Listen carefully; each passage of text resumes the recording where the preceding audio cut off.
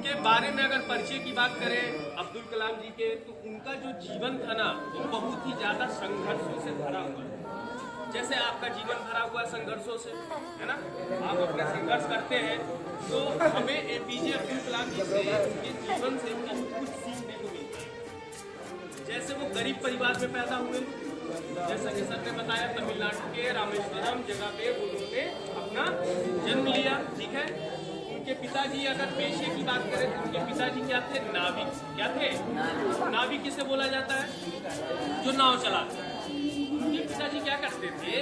नाव चलाते थे, और जो मछुआरे रहते थे ना उनको क्या करते थे? वो किराए पे देते थे, इसलिए ताकि घर में कुछ आमदनी, इनकम आती रहे।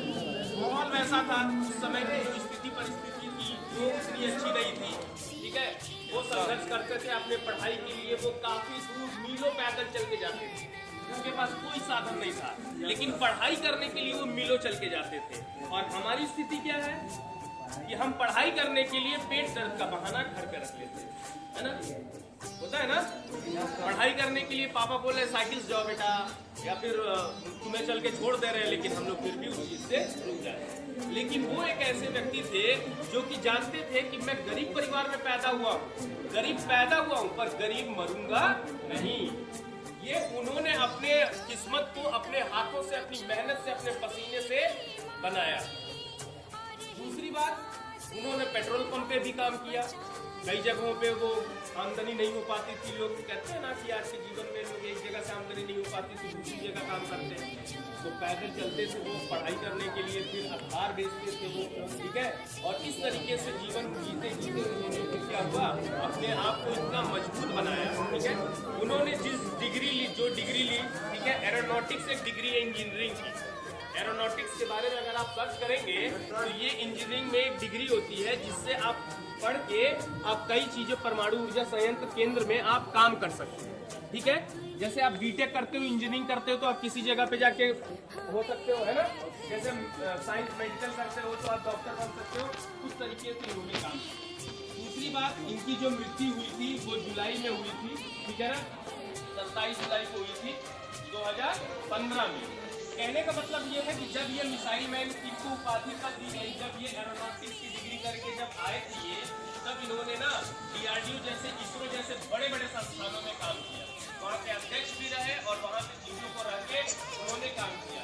आप जैसे पोखरण का नाम सुना है आपने, आज भी परमाणु केंद्र है, वो वहीं पे परीक्षण होता है सभी चीजों का।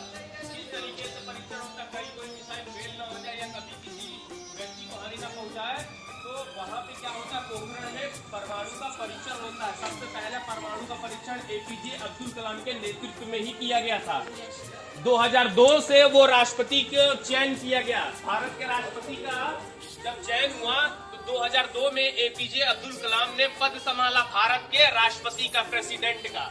उन्होंने 2002 में पद संभाला और कब तक कार्य करते रहे? 2007 तक वो कार्य करते रहे, ठीक है ना।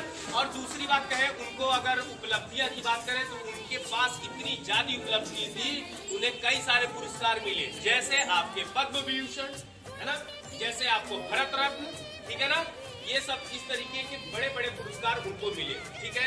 और उन्होंने अपने जीवन में हमेशा सिर्फ और सिर्फ बच्चों के लिए कार्य किए। कभी आपको फुर्सत मिले तो उनके मोटिवेशनल वीडियोस को देखिए, सुनिए, वो कई सारी चीजों को आपको बताएंगे कि किस तरीके से अब्दुल कलाम ने अपने जीवन को जीते हुए लोगों को नई जीवन जीने की शैली सिखाई, नई भाषा सिखाई है और आगे बढ़ने के लिए उन्होंने प्रेरित किया। उनका जीवन हमारे लिए आज भी प्रेरणादायक है, स्रोत है, एक आइडल सोर्स है। क्यों? क्योंकि वो गरीब स्थिति में पैदा हुए, गरीब रहे और किसी तरीके से वो मेहनत किए, लेकिन अपनी जो सहन शक्ति थी वो कभी नहीं तोड़े।